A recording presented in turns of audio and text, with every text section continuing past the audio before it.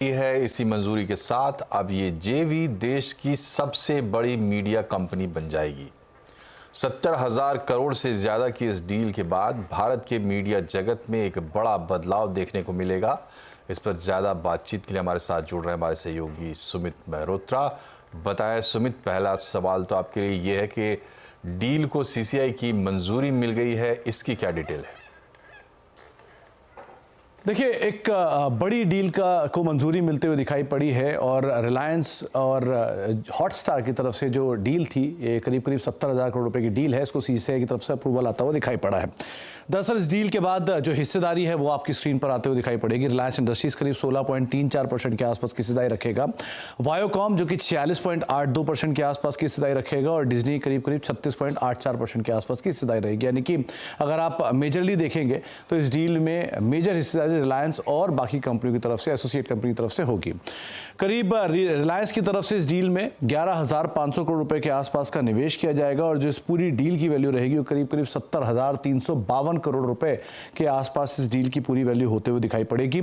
इस डील के बाद एग्जीक्यूशन जब होगा तो नीता अंबानी जी इस कंपनी की नई चेयरपर्सन होंगी, इस नए जेवी की, और साथ ही साथ उदय शंकर सर जो होंगे वो वाइस चेयरपर्सन के तौर पर इस नए जेवी में आते हुए दिखाई पड़ेंगे। इसके अलावा इस डील के कुछ और एग्जीक्यूशन की बात की जाए तो उसमें डिज्नी, हॉटस्टार, स्टार इंडिया के जो तमाम चैनल्स हैं वो इस डील के बाद इस जेवी के अंदर आते हुए दिखाई पड़ेंगे। साथ ही साथ इस डील के बाद जो बड़ी पिक्चर है वो ये कहती है कि सबसे ज़्यादा ओटीटी सब्सक्राइबर होंगे, सबसे ज़्यादा 120 से ज़्यादा चैनल होंगे और देश का सबसे बड़ा मीडिया हाउस की तरह बनता हुआ दिखाई पड़ेगा। और सुमित, ये बताइए कि इस डील के बाद भारत में मीडिया एंटरटेनमेंट इंडस्ट्री में किस तेजी से बदलाव दिख रहा है और उसकी क्या तस्वीर उभर रही है?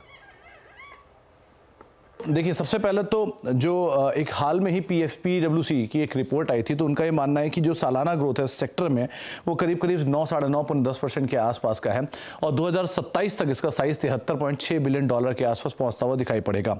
इसके अलावा भारत का जो वीडियो स्ट्रीमिंग मार्केट है वो भी करीब 6,850 करोड़ था 2022 तक, आते आते 2025 तक अनुमान है कि करीब 9100 करोड़ रुपए के आसपास पहुंचता हुआ दिखाई पड़ेगा। OTT मार्केट भी जो भी करीब $2.5 बिलियन के आसपास का ये OTT मार्केट है, ये बढ़कर 5.7 बिलियन या 5.3 बिलियन डॉलर के आसपास पहुंचता हुआ दिखाई पड़ेगा। ये ओवरऑल सब्सक्राइबर की सिचुएशन है, किस तरह की सब्सक्राइबर्स की सिचुएशन है। सबसे पहले अगर सब्सक्राइबर की बात करें तो अमेजन प्राइम करीब 5.9 करोड़ प्लस सब्सक्राइबर्स हैं, हॉटस्टार 3.8 करोड़ प्लस सब्सक्राइबर है, जियो सिनेमा 1.2 प्लस करोड़ सब्सक्राइबर है, सोनी लाइव करीब 1.2 करोड़ प्लस सब्सक्राइबर है और Z5 पर करीब 75 लाख प्लस सब्सक्राइबर यहाँ पर दिखाई पड़ रहा है। तो इस तरह का अगर इंटीग्रेशन होता है तो जियो सिनेमा सबसे ज़्यादा सब्सक्रिप्शन वाला प्लेटफॉर्म बनता हुआ दिखाई पड़ेगा तमाम जो कंपनी का इंटीग्रेशन है उसके बाद। इसके अलावा स्पोर्ट्स राइट्स और ब्रॉडकास्टिंग में एक सबसे बड़े प्लेयर के तौर पर ये शुमार होते हुए दिखाई पड़ेंगे। तेजी से बढ़ते जो मीडिया सेक्टर है उसका भी एक बड़ा फायदा इस कंपनी को मिलेगा इस पूरे जेवी के बाद। और सिंगल ऐप में आपको जियो सिनेमा, हॉटस्टार जैसे जो इंटरफेस है वो यूज करने को मिलेंगे। सोनी, नेटफ्लिक्स और अमेजन प्राइम को एक बड़ा स्टिफ कंपटीशन गोइंग फॉरवर्ड आता हुआ दिखाई पड़े, तो एक बड़ी री रेटिंग की पॉसिबिलिटी लगाई जा रही है मीडिया एंटरटेनमेंट स्पेस के अंदर। चलिए, तो यहाँ पर आपको बता दें कि आप जो चैनल देख रहे हैं CNBC आवाज़, वो इंडिपेंडेंट मीडिया ट्रस्ट का हिस्सा है और इसकी सोल बेनिफिशियरी रिलायंस इंडस्ट्रीज है। और रिलायंस से जुड़ी एक और खबर, बाजार की नज़र कल होने वाले रिलायंस इंडस्ट्रीज की AGM पर है। कल इस AGM में मुकेश अंबानी क्या ऐलान करते हैं, इस पर पूरे बाजार और निवेशकों की नज़र रहेगी। बात करते हैं हमारे सहयोगी नीरज वाजपेयी से। नीरज जी, बताइए कि रिलायंस इंडस्ट्रीज की AGM में बाजार क्या सुनना चाहता है?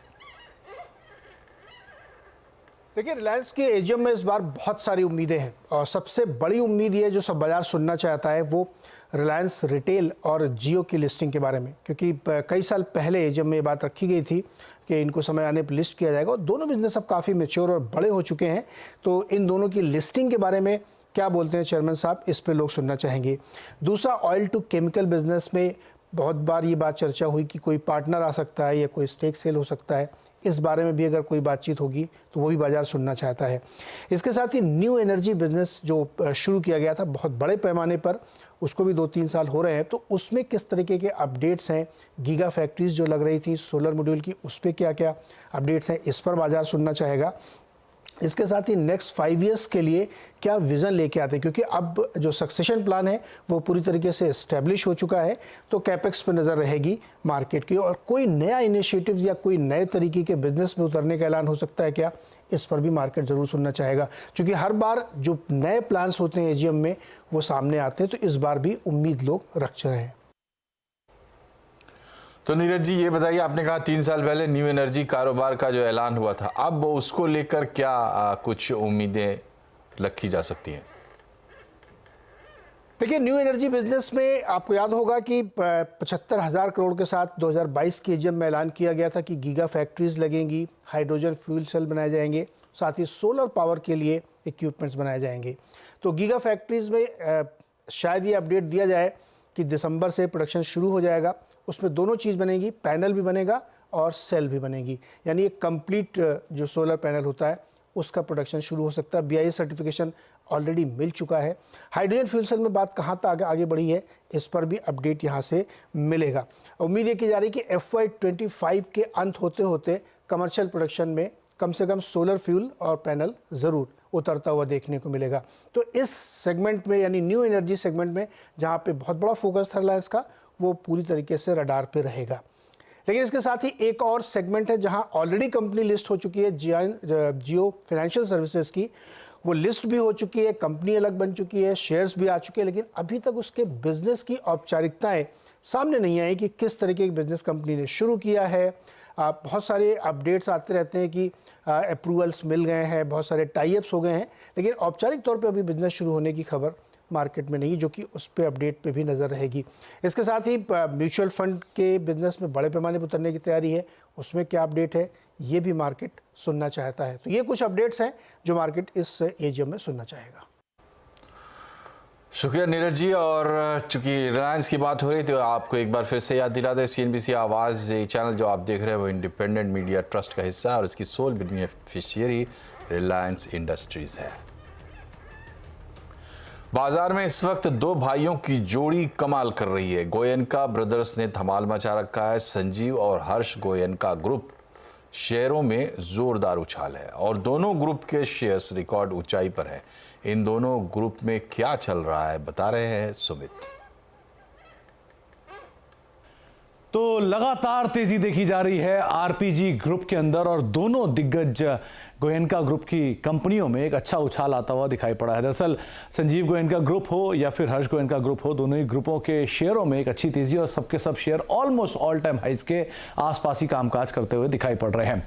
एक एक करके जरा दोनों ग्रुप की परफॉर्मेंस देख लेते हैं। पहले तो हर्ष गोयनका ग्रुप जो करीब करीब 50% के आसपास इस साल अब तक चला है।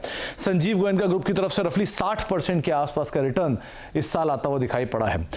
जो मार्केट कैप 43,300 करोड़ रुपए के आसपास थी संजीव गोयनका ग्रुप की, वो अब रफली 72,500 करोड़ रुपए के आसपास पहुंचते हुए दिखाई पड़ रही है।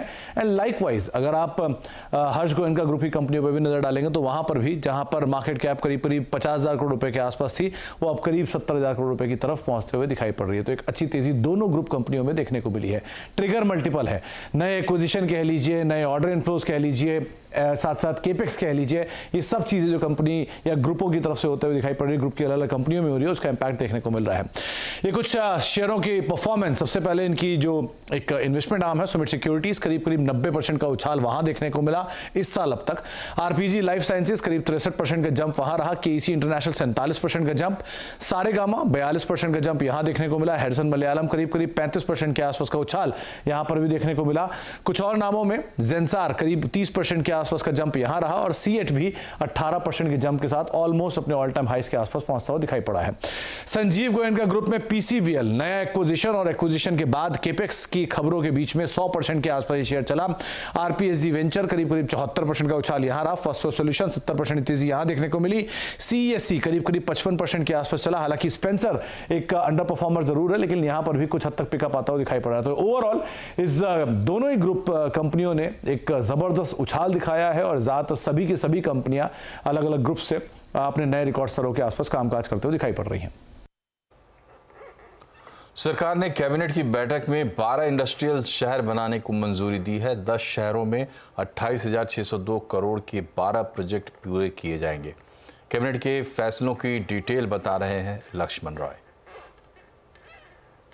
देखिए, कैबिनेट का सबसे बड़ा फैसला है इंडस्ट्रियल कॉरिडोर बनाने का। दरअसल पूरे देश भर में अलग अलग राज्यों में कुल मिलाकर 12 इंडस्ट्रियल कॉरिडोर बनाए जाएंगे और उसमें 28,602 करोड़ रुपए की लागत आएगी। ये जो 12 इंडस्ट्रियल कॉरिडोर हैं, इसमें से सबसे ज्यादा 5 प्रोजेक्ट जो हैं अमृतसर कोलकाता इंडस्ट्रियल कॉरिडोर पर होंगे, 2 project Delhi Mumbai industrial corridor पर होंगे और इसी तरीके से महाराष्ट्र, बिहार, हरियाणा, इन जगहों पर इंडस्ट्रियल कॉरिडोर बनाए जा रहे हैं। इस इंडस्ट्रियल कॉरिडोर का मतलब ये हुआ कि एक खास जगह को विकसित किया जाएगा जहां पे सभी बुनियादी सुविधाएं होंगी, हाईवे से उसको कनेक्टिविटी दी जाएगी, बिजली, पानी, इस तरह के इंफ्रास्ट्रक्चर वहां पे विकसित किए जाएंगे। और जो आकलन है, उस आकलन के हिसाब से सीधे तौर पर 10 लाख लोगों को रोजगार मिलेगा, अप्रत्यक्ष तौर पर 30 लाख लोगों को यहां पे रोजगार मिलेगा। तो ये इंडस्ट्रियल डेवलपमेंट के लिए, मैन्युफैक्चरिंग सेक्टर को बढ़ावा देने के लिए, एक्सपोर्ट को बढ़ावा देने के लिए सरकार ने एक बड़ा फैसला लिया है कैबिनेट की बैठक में। दूसरा जो महत्वपूर्ण फैसला लिया गया है वो है रेलवे को लेकर के। रेलवे के 3 लाइन बिछाने का फैसला लिया गया है, जिसकी कुल लंबाई कह सकते हैं 296 किलोमीटर होगी। इसकी कुल लागत 6,456 करोड़ रुपए होगी और ये लाइन जो है वो झारखंड में, उड़ीसा, छत्तीसगढ़ में जैसे जगहों पे ये लाइन बिछाई जाएगी। तीसरा बड़ा फैसला लिया गया है एग्रीकल्चर सेक्टर को लेकर के। एग्रीकल्चर सेक्टर के लिए वहां पे इंफ्रास्ट्रक्चर सुविधाओं को ज्यादा बेहतर करने के लिए सरकार ने फैसला लिया है और उस फैसले के तहत उसका दायरा बढ़ाया गया है। एग्रीकल्चर सेक्टर में प्रोसेसिंग का, सिंचाई का, इस तरह की जो व्यवस्थाएं हैं वहां पर उसका दायरा बढ़ाने का फैसला लिया गया है। तो कुल मिलाकर ये 3 बड़े फैसले लिए गए हैं कैबिनेट में। इधर कोलकाता रेप एंड मर्डर मामले को लेकर बंगाल में बवाल थमने का नाम नहीं ले रहा है। आज बीजेपी ने बंगाल में 12 घंटे का बंद बुलाया, जिसका असर कोलकाता और हावड़ा से लेकर अलीपुरद्वार, पुरुलिया और सिलीगुड़ी तक देखने को मिला। बीजेपी के कार्यकर्ता बंद को असरदार बनाने के लिए सड़कों पर उतरे। बीजेपी कार्यकर्ताओं ने नदिया, हुगली, मुर्शिदाबाद, उत्तर 24 परगना में ट्रेनों को रोका। इसके बाद सुरक्षा बलों से उनकी झड़प भी हुई। कई शहरों में पुलिस ने बीजेपी कार्यकर्ताओं पर लाठियां बरसाईं। अलीपुरद्वार में बीजेपी कार्यकर्ताओं ने आगजनी करने की कोशिश की तो उन्हें पुलिस ने हिरासत में ले लिया। बंगाल बंद के दौरान कोलकाता में बीजेपी की लॉकेट चटर्जी, रूपा गांगुली और अग्निमित्रा पॉल को पुलिस ने हिरासत में ले लिया। इन सब के बीच गोली चलने और बम बरामद होने की भी तस्वीरें सामने आई है। बंगाल के भाटापाड़ा गोलीकांड में पुलिस ने 4 लोगों को गिरफ्तार किया है। भाटापाड़ा में बीजेपी नेता प्रियंगू पांडे की कार पर फायरिंग हुई थी। इस हमले में कार में सवार बीजेपी नेता रवि सिंह को चोट आई। फायरिंग वाली जगह से पुलिस ने बम भी बरामद किए हैं। बीजेपी ने ममता सरकार के रवैये पर सवाल उठाया और कहा है कि पुलिस लोकतंत्र को कुचल रही है। के ऊपर खड़े होंगे। जितना भी आप लोग पुलिस ने गिरफ्तार करिए, पुलिस नहीं है, तृणमूल का पार्टी ऑफिस में जा रहे हैं, तृणमूल का पार्टी ऑफिस में जा रहे हैं। ऐसे करके कभी नहीं चलेगा।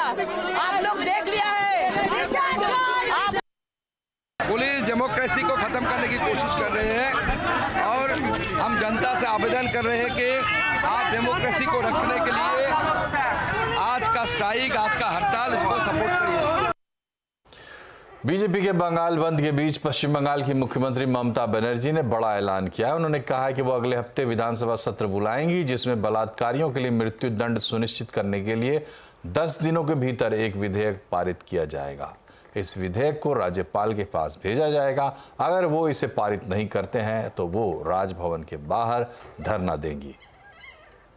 আমি নেক্সট উইকে অ্যাসেম্বলি কল করব বিধানসভা স্পিকারকে বলে, এবং আমরা ওয়েস্ট বেঙ্গল অ্যাসেম্বলি থেকে আগামী 10 দিনের মধ্যে ফাঁসির ধর্ষকের ফাঁসি চাই এই বিল আমরা পাশ করে রাজ্যপালের কাছে পাঠাবো। আমি জানি রাজার পট রাজা বাবু কিছু করবে না, না করলে মেয়েরা মনে রাখবেন রাজভবনে গিয়ে বসে থাকবে ঘন্টার পর ঘন্টা, ভাইরাও থাকবে। এই বিল সই করতে হবে, রাজ্যপালের কাছে, রাষ্ট্রপতির কাছে পাঠিয়ে দিয়ে দায়িত্ব সারলে হবে না। बंगाल में कब थमेगा बवाल? आज आवाज अड्डा में इसी पर होगी बड़ी चर्चा शाम 7:57 पर। उत्तर प्रदेश सरकार ने सोशल मीडिया पॉलिसी को मंजूरी दी है। योगी सरकार अपनी जन कल्याणकारी लाभकारी योजनाओं और उपलब्धियों की जानकारी जनता तक पहुंचाने के लिए ये पॉलिसी लेकर आई है। पॉलिसी में अलग अलग सोशल मीडिया प्लेटफॉर्म जैसे एक्स, फेसबुक, इंस्टाग्राम और यूट्यूब पर सरकारी योजनाओं और उपलब्धियों पर आधारित कंटेंट, वीडियो, पोस्ट और रील को शेयर करने पर उन्हें विज्ञापन देकर प्रोत्साहित किया जाएगा। विज्ञापन का लाभ लेने के लिए कंटेंट प्रोवाइडर को 4 श्रेणियों में बांटा गया है। पॉलिसी के तहत यूपी सरकार के प्रचार प्रसार के लिए सोशल मीडिया इन्फ्लुएंसर्स को 8 लाख रुपए तक मिलेंगे। वहीं दूसरी तरफ देश विरोधी कंटेंट डालने पर 3 साल से लेकर उम्र कैद तक की सजा का प्रावधान है। इसके अलावा अभद्र और अश्लील सामग्री पोस्ट करने पर आपराधिक मानहानि के मुकदमे का भी सामना करना पड़ सकता है।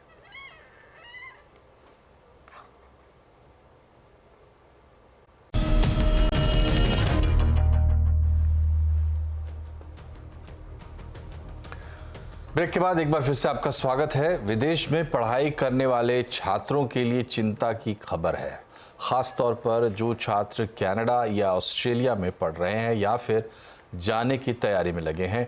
डिटेल्स बता रही हैं दीपाली नंदा।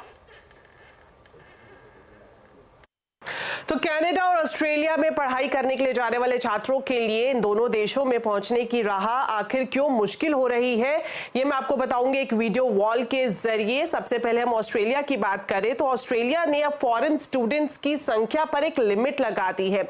2025 से एक नया नियम लागू किया जाएगा जिसके तहत फॉरेन स्टूडेंट्स की जो टोटल संख्या है वो 2,70,000 तक सीमित हो जाएगी। अगर इस संख्या में हायर एजुकेशन की पढ़ाई वाले स्टूडेंट्स की बात की जाए तो यह संख्या रहेगी 1,45,000 और इसके अलावा 95,000 स्टूडेंट्स ऐसे होंगे जिन्हें स्किल ट्रेनिंग के लिए वीजा परमिट किया जाएगा।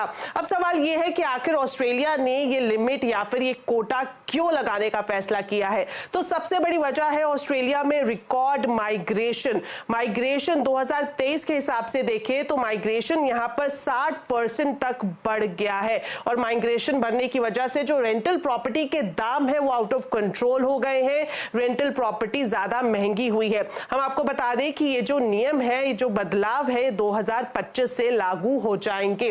अब बात कर लेते हैं कनाडा की कि आखिर कनाडा ने किस तरह से अपनी इमिग्रेशन पॉलिसी में बड़ा बदलाव किया है। तो इमिग्रेशन पॉलिसी में जो बदलाव किया गया है उसके तहत अब पार्ट टाइम जॉब करना कनाडा में मुश्किल हो जाएगा। वो इसलिए हो जाएगा क्योंकि पार्ट टाइम के लिए जो वर्क परमिट है अब उसकी अवधि सिर्फ 1 साल की रहेगी और आपको बता दें बड़ी संख्या में छात्र पार्ट टाइम जॉब भी करते हैं पढ़ाई करने के साथ साथ। और एक बड़ा आंकड़ा यह है कि कनाडा के जो विदेशी छात्र हैं इसमें कुल संख्या भारतीयों की सबसे ज्यादा है, 40% तक भारतीय हैं। और साथ ही साथ आप बता दें कि जो नियमों में बदलाव किया गया है इसके खिलाफ विरोध प्रदर्शन भी कनाडा सरकार के खिलाफ शुरू हो चुके हैं। जो प्रोटेस्टर्स हैं, जो फॉरेन स्टूडेंट्स हैं, उनका ये कहना है कि जो इमिग्रेशन पॉलिसी में बदलाव किए गए हैं उन्हें तुरंत वापस लिया जाना चाहिए। और अब फर्जी कॉल करने वालों की भी खैर नहीं है। टेलीकॉम रेगुलेटर ट्राई ने अनचाही कॉल से जुड़े कानून सख्त करने का फैसला किया है। अनचाही कॉल्स करने वालों के लिए अलग टैरिफ भी हो सकता है। ट्राई ने कंसल्टेशन पेपर जारी करके सभी पक्षों से इस पर राय मांगी है। डिटेल बता रहे हैं आसिम मनचंदा। अनचाही कॉल्स को रोकने के लिए टेलीकॉम रेगुलेटर ट्राई ने 2018 में कानून जारी किया था, लेकिन इसके बावजूद अब तक अनचाही कॉल्स के ऊपर रोक नहीं लगी है। अनचाही कॉल्स उपभोक्ता की घंटी लगातार बजा रही है। ट्राई ने पिछले दिनों कई सारे कदम अनचाही कॉल्स को रोकने के लिए उठाए हैं। अब ट्राई ने इस पूरे कानून को पूरा बदलने का फैसला किया। इसके लिए ट्राई ने कंसल्टेशन पेपर जारी किया है और पूछा है कि इस कानून को किस तरह से बेहतर बनाया जा सकता है। लेकिन सबसे बड़ी बात टेलीकॉम रेगुलेटर ने संकेत दिए, क्योंकि खासतौर पे आजकल लोग अपने पर्सनल एक नंबर ले लेते हैं और उससे अनचाही कॉल्स करना शुरू कर देते हैं। तो टेलीकॉम रेगुलेटर ट्राई ने पूछा कि क्या किसी एक बैंड लिमिट के इनके लिए अलग से टैरिफ रखे जा सकते हैं। फॉर एग्जांपल अगर आप दिन में 200 कॉल करते हैं तो अगर 200 से ज्यादा कॉल होंगी तो आपको इसके लिए अलग से टैरिफ देना पड़ेगा। और इसके साथ साथ एसएमएस के लिए भी यही होगा। अगर आप 100 से ज्यादा एसएमएस करते हैं तो आपको एक अलग से टैरिफ देना पड़ेगा। तो टेलीकॉम रेगुलेटर को लगता है कि अगर ये नया रेगुलेशन आता है तो इस अनचाही कॉल्स के ऊपर रोक लग सकेगी।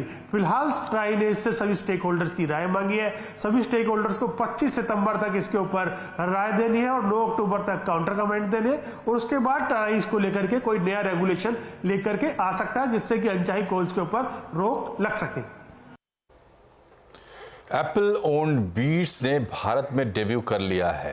कंपनी ने 3 प्रोडक्ट लॉन्च किए हैं। इसमें सोलो बड्स, बीट्स सोलो 4 और बीट्स पिल शामिल हैं। बीट्स सोलो 4 की कीमत 22,900 रुपये है, बीट्स पिल की कीमत 16,900 रुपये है और सोलो बर्ड्स की कीमत 6,900 रुपये है। भारत में अभिनेत्री अनन्या पांडे बीट्स की ब्रांड एम्बेसडर हैं। एप्पल की ऑफिशियल वेबसाइट से आप इन प्रोडक्ट्स को खरीद सकते हैं। ये प्रोडक्ट्स आज से ऑफलाइन स्टोर्स में भी उपलब्ध है।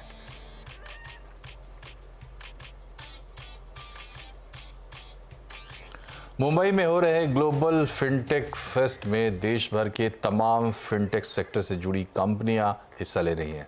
सेक्टर में लगातार हो रहे इनोवेशन और टेक्नोलॉजी की वजह से आने वाले समय में यूपीआई ट्रांजैक्शन 100 बिलियन से भी ज़्यादा होने की उम्मीद जताई जा रही है। ग्लोबल फिनटेक फेस्ट में हिस्सा ले रहे प्लूटोस वन के को फाउंडर रजत गुलाटी ने इसकी जानकारी दी। आज बड़ा प्रोडक्ट लॉन्च हुआ है B2B कैटेगरी के लिए बिल पेमेंट्स का, और हमें खुशी है ये कहने के लिए कि हम NPCI और NBBL के साथ जुड़े हुए हैं, इंडिया के सबसे यंगेस्ट लाइसेंस्ड और एम्पैनल्ड TSP की तरह BBPS के लिए। हम बैंक्स को हेल्प करते हैं उनकी बिल पेमेंट्स में, और ये देख के बहुत खुशी है हमें कि यहाँ पे इतनी इनोवेशन फिनटेक में हो रही है, क्योंकि जो भारत में फिनटेक में इनोवेट कर लेता है वो सारी दुनिया में वो फिनटेक सर्विस कर सकता है। IRCTC यूजर्स के लिए खुशखबरी है। अब आप बोलकर टिकट बुक कर सकते हैं और यूपीआई पेमेंट भी कर सकते हैं। IRCTC पर यूजर जैसे ही अपना मोबाइल नंबर डालेगा पूरी जानकारी सामने आ जाएगी। कोरोवर के को फाउंडर अंकुश सबरवाल ने इस पर जानकारी दी। मुझे 28 अगस्त की नई दिल्ली से मुंबई सेंट्रल तक की ट्रेन टिकट बुक करवानी है। कृपया अपनी पसंद की ट्रेन चुनें। कृपया उपलब्ध तारीख में से चुनिए। कृपया अपनी बुकिंग की पुष्टि करें। कृपया अपना IRCTC यूजर ID दर्ज करें। अभिषेक। कृपया यात्रा के लिए अपने यात्रियों का चयन करें। कृपया यात्रा के लिए अपनी प्राथमिकताएं चुनें। कृपया अपनी यात्रा विवरण की समीक्षा करें। कृपया आगे बढ़ने के लिए अपने IRCTC उपयोगकर्ता ID के साथ पंजीकृत अपने मोबाइल नंबर और ईमेल ID पर प्राप्त OTP दर्ज करें। 842636। कृपया अपने भुगतान के साथ आगे बढ़ें। जारी रखने के लिए कृपया अपनी UPI ID प्रदान करें। 7889482974 @Paytm।